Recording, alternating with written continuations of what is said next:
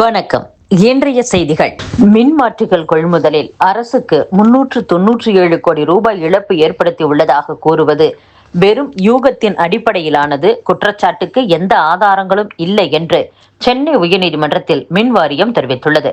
தமிழகத்தில் கடந்த 2021-23 ஆண்டுகளுக்கு இடையில் 45,800 மின்மாற்றிகள் கொள்முதலுக்கு 1182.88 கோடி ரூபாய் மதிப்பிற்கு டெண்டர் கோரப்பட்டது.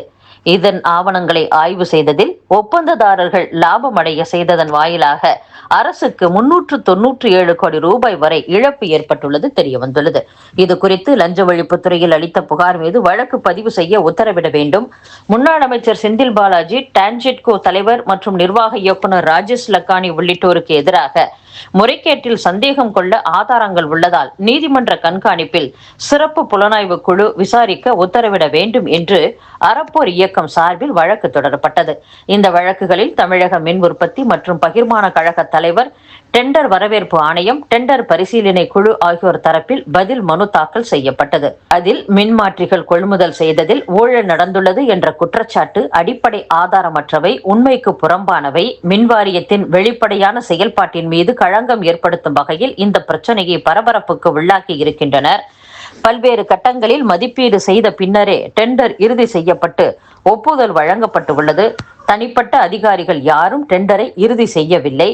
டெண்டரில் பங்கேற்ற நிறுவனங்களுடன் பேச்சு நடத்தி 30,000 ரூபாய் முதல் 40,000 ரூபாய் வரை விலை குறைக்கப்பட்டு மின்மாற்றிகள் கொள்முதல் செய்யப்பட்டுள்ளன. இதன் வாயிலாக கோடிக்கணக்கான ரூபாய் சேமிக்கப்பட்டு உள்ளது.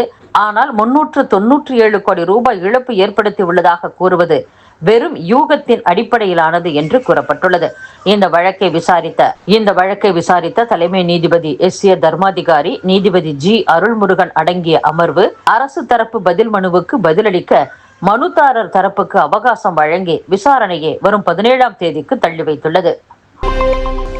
திருச்சியில் இன்று 5,650 கோடி ரூபாய் மதிப்புள்ள திட்டங்களை பிரதமர் மோடி துவக்கி வைக்கிறார். கேரள மாநிலத்திலிருந்து பிரதமர் மோடி இன்று மாலை 5:45 மணிக்கு திருச்சி வருகிறார்.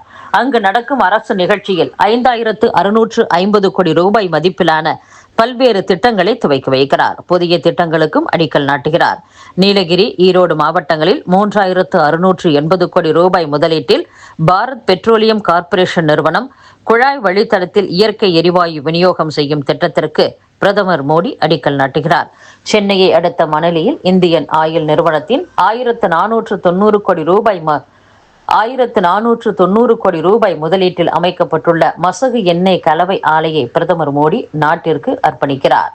பிரதமர் கிராம சாலைகள் திட்டத்தின் கீழ் தமிழகத்தில் 370 கிலோமீட்டர் நீளமுள்ள 89 கிராமப்புற சாலைகளையும் திறந்து வைக்கிறார். இது குறித்து பிரதமர் மோடி வெளியிட்டுள்ள எக்ஸ்தள பதிவில், திருச்சியில் நடக்கும் தேசிய ஜனநாயக கூட்டணி கூட்டத்தில் கூட்டணி கட்சி தலைவர்களுடன் நான் பங்கேற்கிறேன்.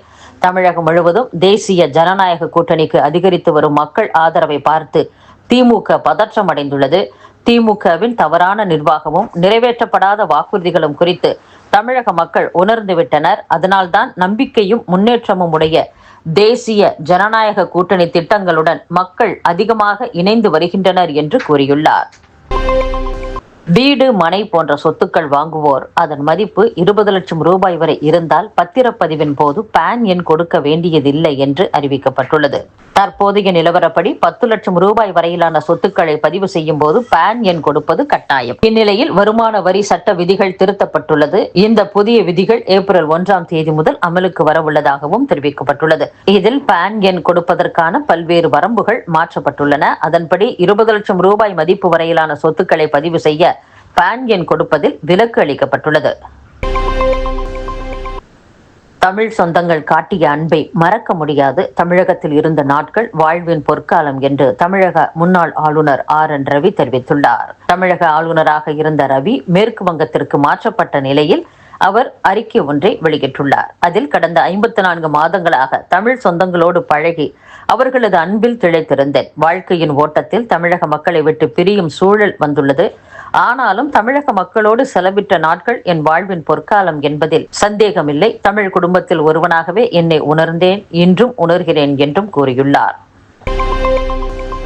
வருமான வரி செலுத்துவதில் முறைகேடு செய்ததை கண்டித்து நோட்டீஸ் அனுப்பியதால் தான் ஹோட்டல் உரிமையாளர்கள் சமையல் கேஸ் சிலிண்டர் இல்லை என்கின்றனர் என தமிழக பாஜக நிர்வாகி அஸ்வத்தாமன் தெரிவித்த குற்றச்சாட்டுக்கு ஹோட்டல் உரிமையாளர்கள் மறுப்பு தெரிவித்துள்ளனர்.